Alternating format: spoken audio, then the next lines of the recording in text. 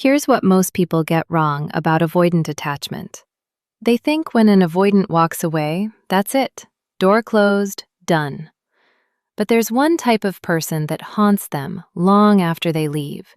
Someone they can't shake off, can't forget, and can't replace. I know you've been told to move on. But what if the connection you created isn't something they can just erase? Today we're breaking down why avoidants struggle to disconnect from super empaths. What makes this bond different, and what this means for you. I'll share the pattern that shows whether they're genuinely affected or just recycling. Stay with me, because what's coming at the halfway point will shift how you see your past relationship. When an avoidant meets a super empath, something unusual happens in their nervous system. Super empaths operate with high emotional attunement. You don't just see emotions, you feel them, you mirror them. You respond to needs before they're spoken. For an avoidant, it's terrifying and magnetic at the same time. Avoidants build their identity around not needing anyone. Their core wound traces back to childhood, where vulnerability meant rejection or neglect. They learned emotions are dangerous, connection is a trap, independence is survival. But you did something their system wasn't prepared for. You saw through their walls without making them feel exposed. You gave space without abandoning them. You loved without demanding they change. That created what researchers call a corrective emotional experience. For the first time, their nervous system tasted safe intimacy. Not the suffocating kind, the kind where they could be themselves and still be accepted. When an avoidant experiences consistent, non-threatening emotional availability, their brain starts forming new neural pathways.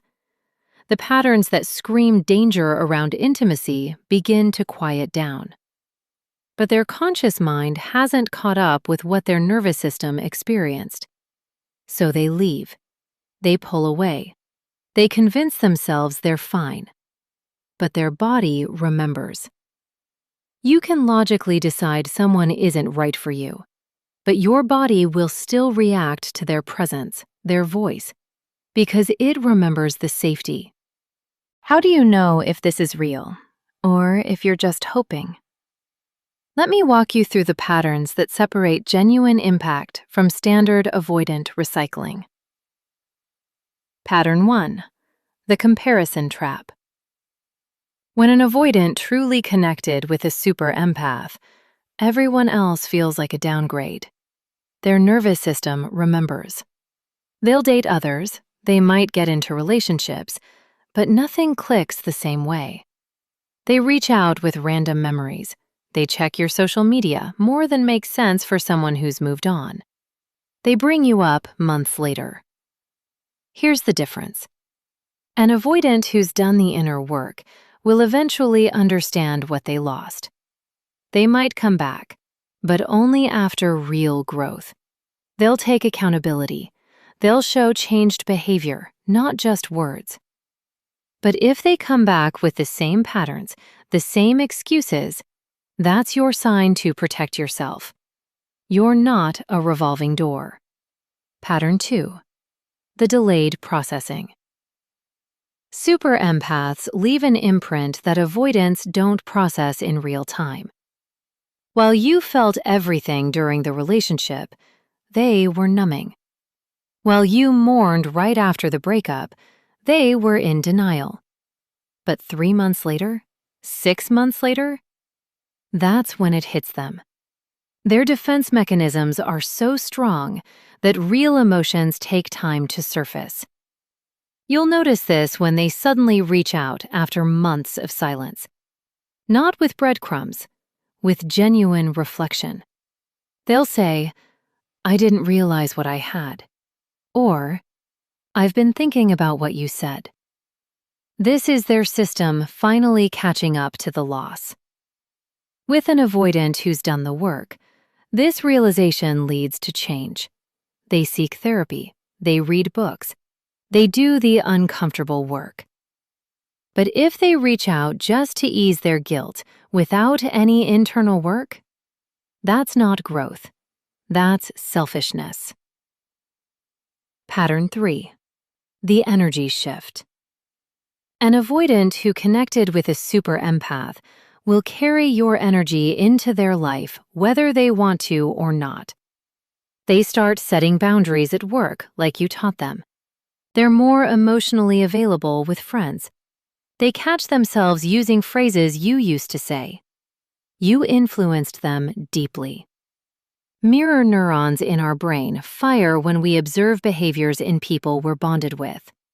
When that bond is deep, those neural patterns stick around. When they've done the work, they honor what they learned by becoming better people. The unhealthy version?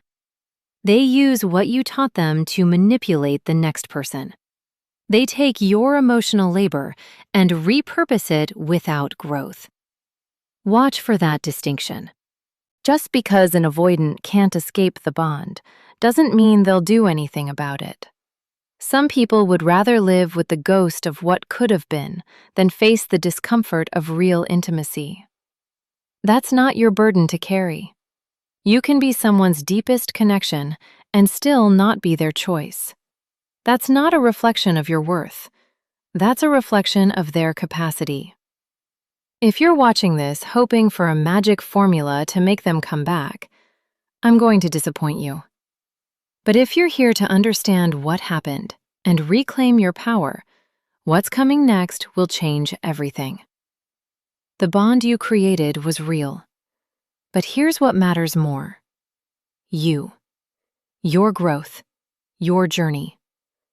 The reason avoidants can't shake a super empath isn't because super empaths are perfect. It's because you loved authentically. You showed up fully. You gave someone a glimpse of what real connection feels like.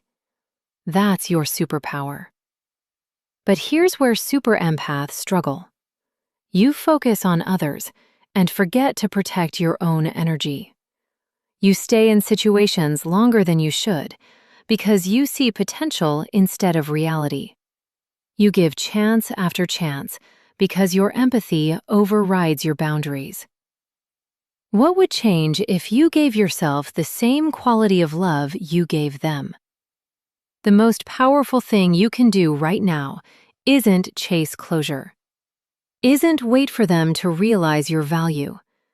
It's to build a life so aligned with who you are that anyone who can't match your energy automatically filters themselves out. When you do that, one of two things happens. Either they do the work and come back as someone worthy of you, or they don't, and you've already moved forward. If this clicked for you, hit that like button so I know I'm on the right track with this content. If they're haunted by what you shared, that's between them and their healing journey. Your job isn't to convince them of your worth. Your worth isn't up for debate. Your job is to take everything you learned and turn it into wisdom. To set standards so high that avoidance isn't even an option. To choose people who choose you back, consistently, without you having to shrink or wait or prove anything. What did this experience teach you about yourself that you needed to learn? Drop your biggest insight in the comments, because your story might be exactly what someone else needs to hear today. If you found value in this video, don't forget to like and subscribe.